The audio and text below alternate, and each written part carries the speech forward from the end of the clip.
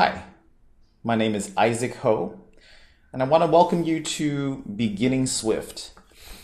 In this class, you're going to learn how to write iOS apps from the ground up using one of the more popular new languages to hit the market. You've picked a great time to learn Swift.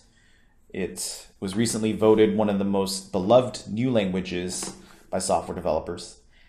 And Swift was just made open source by Apple, so it looks like it's here to stay. It's the direction for iOS development going forward. And so there's no better time to jump on than now. As for the scope of this class, we will be focusing primarily on the core language of Swift. And so this means that we may spend a little less time than some other courses in the various libraries, such as building fancy GUIs, using core audio, for instance, or location tracking, all those things.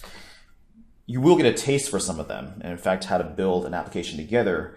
But the main focus of this course is core programming. And the nice thing about this is that you'll really learn the fundamentals of writing code, and this will set you up to then learn all the other stuff much more easily. A little bit about me. I'm a 15+ year veteran of the Silicon Valley scene. I have primarily written software for scientific R&D groups, such as Lawrence Berkeley National Lab, UCSF Gladstone, and various startups.